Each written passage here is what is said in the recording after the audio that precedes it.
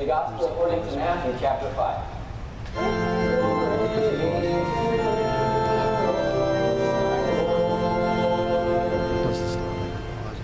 Jesus says, "You have heard that it was said, eye for eye and tooth for tooth. But I tell you, do not resist an evil person. If anyone slaps you on the right cheek, turn to them the other cheek also. And if anyone wants to sue you and take your shirt, hand over your coat as well. If anyone forces you to go 1 mile, go with them 2 miles. Give to the one who asks you, and do not turn away from the one who wants to borrow from you. You have heard that it was said, love your neighbor and hate your enemy. But I tell you, love your enemies and pray for those who persecute you, that you may be children of your Father in heaven. He causes his sun to rise on the evil and the good, and sends rain on the righteous and the unrighteous.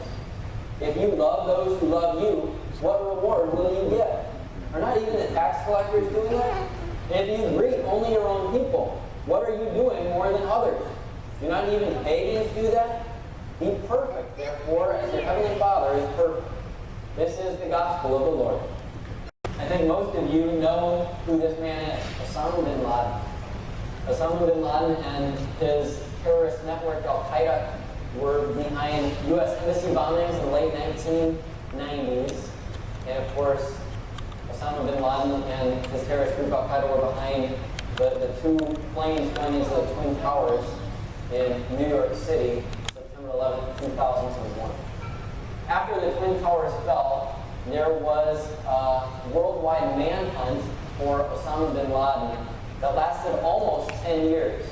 Whenever our troops seemed like they were getting close, it seemed like he snuck through their fingers. But finally, almost 10 years after the Twin Towers in New York City fell, Osama bin Laden was killed in a skirmish of one of his hideouts. Do you remember the reaction of the American people when they found out that Osama bin Laden had been killed? There was cheering, right? There was dancing in the streets, literally. People were so glad that he had been killed, that they felt that justice, at least in a small way, had been served with his death. And maybe they felt they could sleep just a little bit easier, that this man who hated Americans, who hated the American way of life, who wanted Americans dead, that this man was now not on earth anymore.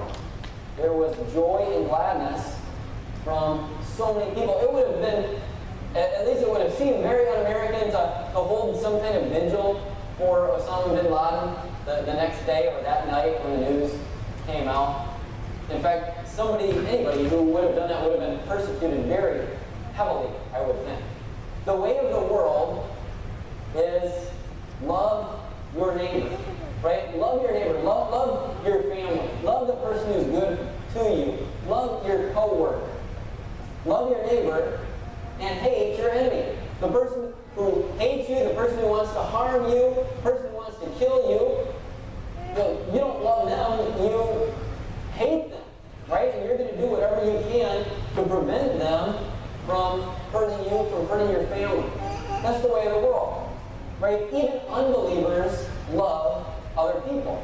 Unbelievers love people who make them feel good, right? Unbelievers love people who are generous and kind to them. Unbelievers love people who do something for them. Jesus says, you have heard that it was said, love your neighbor and hate your enemy. But I tell you, pray for your enemy. Love him. And pray for the one who persecutes you. That's pretty hard to do, isn't it? Wouldn't it have been pretty hard when that news that Osama bin Laden was killed, wouldn't it have been pretty hard to shed a tear for that? That would seem pretty unnatural to me. Wouldn't it be pretty hard if someone wants to hurt your family, that you and your children and your spouse pray for that person instead of quietly speaking bad about them behind their backs, or even doing something to try to get revenge against them? That would be natural. But to pray for those who persecute you and to love your enemy, to love the one who hates you,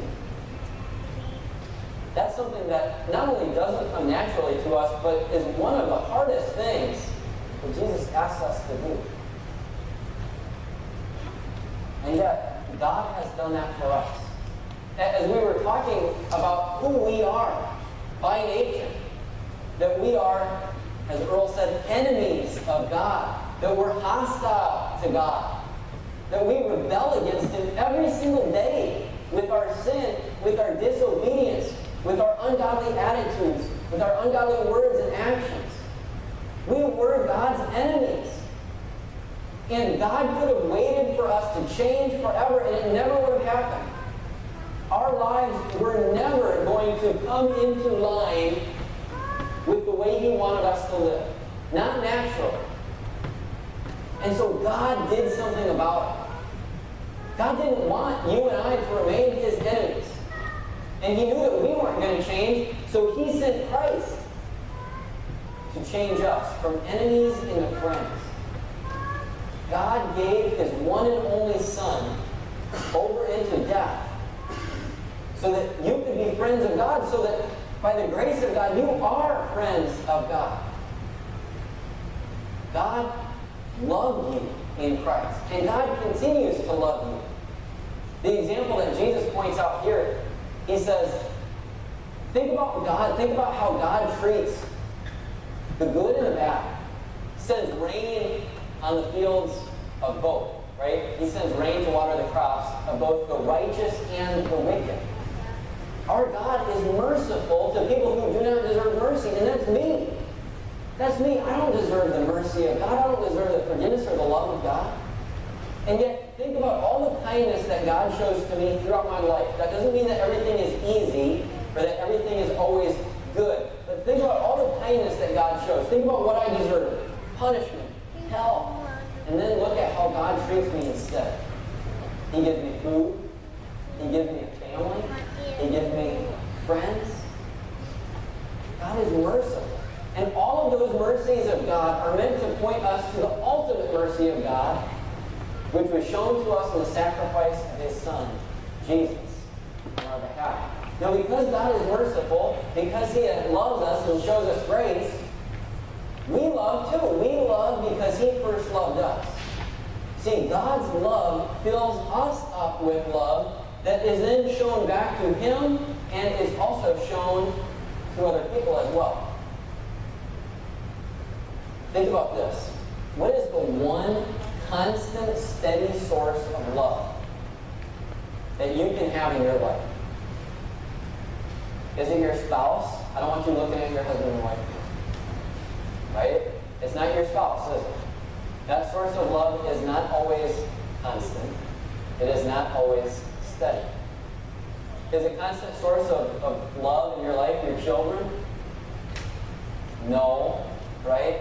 Especially once they turn into teenagers, they get a little rebellious. And even when they're little, they still got a little, at least mine, have a little rebellious streak in them, don't they? So it's not your children. What about your friends?